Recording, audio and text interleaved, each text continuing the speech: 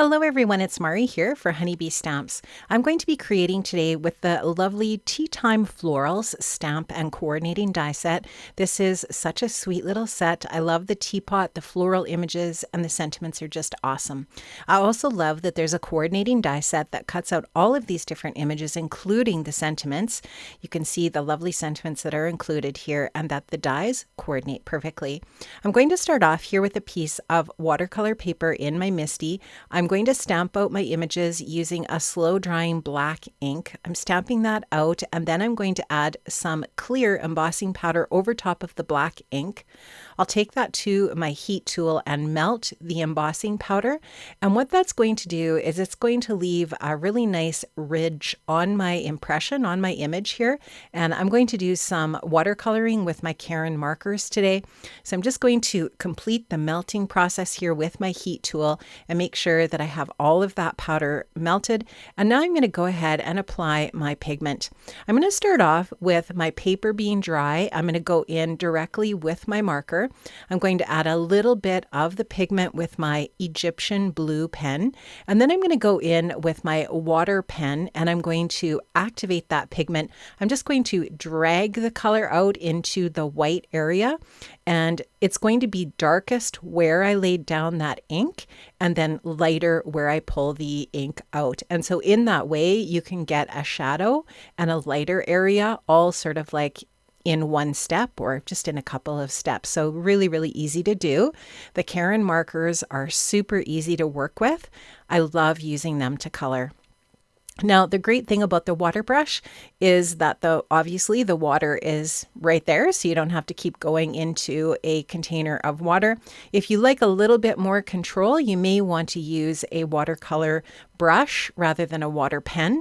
Totally up to you. They both work. They just work slightly differently. It's just a little bit of a different touch. Now I'm going in, I'm just going to complete the teapot. Again, I'm just going in around the outside edge of the pot to create the darkest color and then work the lighter color into the inside of the teapot to create that depth and dimension, just to kind of make it feel like the teapot is a little more dimensional and actually round and not a flat object. And you can just see here how nice and dark that Egyptian blue is on the edge and how easy it is to pull that color out. Now I'm working on some Ranger watercolor paper and I did stamp the image on the smooth side rather than on the side that has the bumps. And in that way, it does allow you to stamp the image a little bit more easily than applying the stamped image to the side that has the texture. And I don't know, I just feel like that works a little bit better for this technique. So I'm just going to finish up my teapot here, just using that same technique, pulling that color out into the center.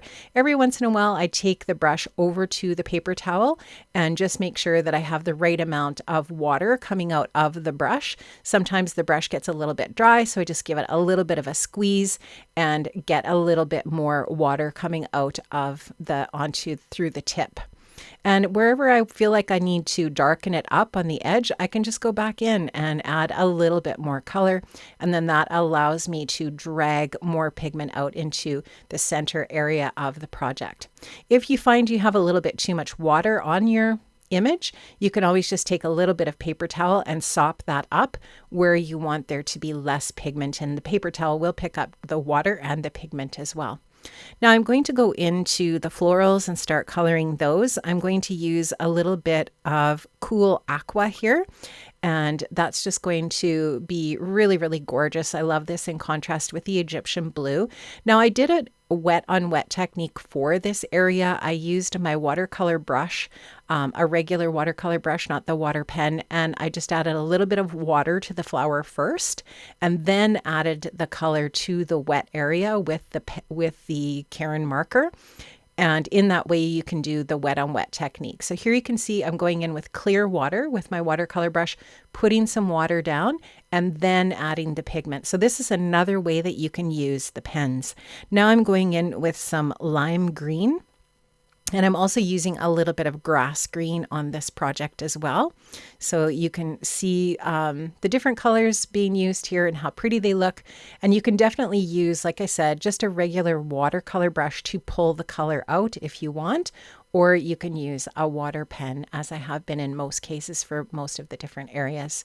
So I'm just making sure I have a little bit of pigment in each one of those different leafy areas, and just trying to make sure that I'm differentiating the leaf from the flowers.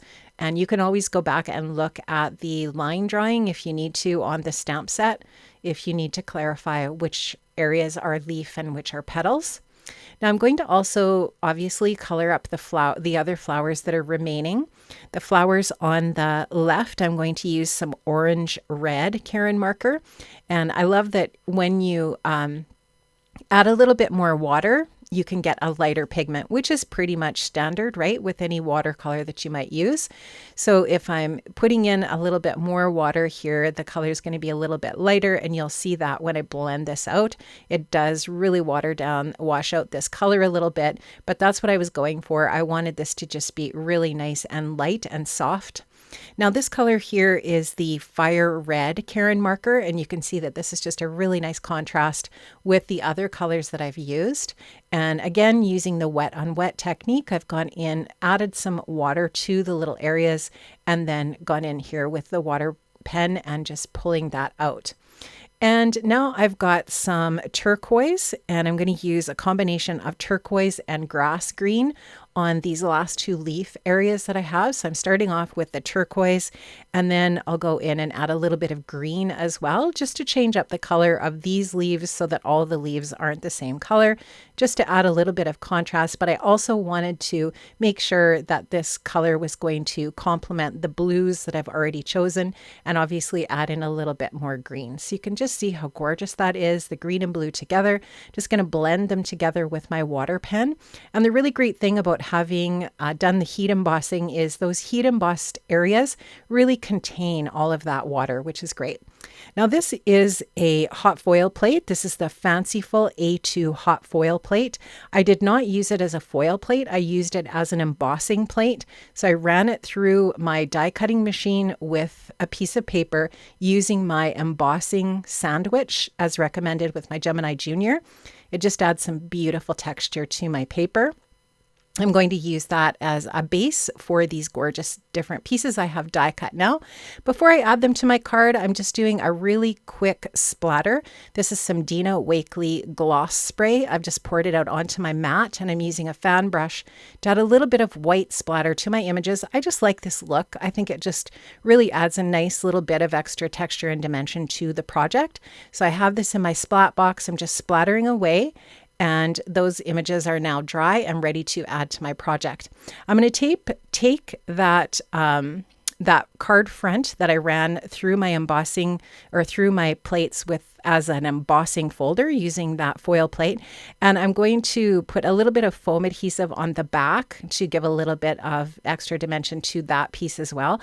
I'll add that to my A2 size card base. And now I'm ready to add my details with my lovely Teatime Floral embellishing pieces that I created that I've watercolored here. So I'm going to pop those all up on some foam adhesive. You can see how pretty these little florals are inside or over the teapot to make them look like the teapot is actually a little vase for the florals. And I love the color combination. I think it's really super pretty. I've also colored and die cut out the extra flower that's part of this stamp set. And this extra flower layers beautifully over top of these others. You could also put it down on next to the teapot, sort of at the base of the teapot, whatever you would like. I colored it with the Egyptian blue, and I just thought it looked really pretty layered over top. I've chosen this sentiment here from the sentiments from the Teatime Florals. I have stamped that out with some black ink and die cut that. And I'm just going to place that onto the teapot right where you can see it here. I was looking at it and I thought I really would like a little bit more sparkle and shine on my project. So I'm going to take my gold stickles and I'm just going to dab a few little areas really lightly. This is just a really light application of some sparkle. And it's just going to add a little bit of extra sparkle and shine to my project. I really like how this looks. I love this set. I think it's so fun. It's really different. I love that there's coordinating dies so that you can die cut all of these pieces, but you could use the stamp flat as well with a one layer card. So many options with this set. I think it's really sweet and it's really different and unique.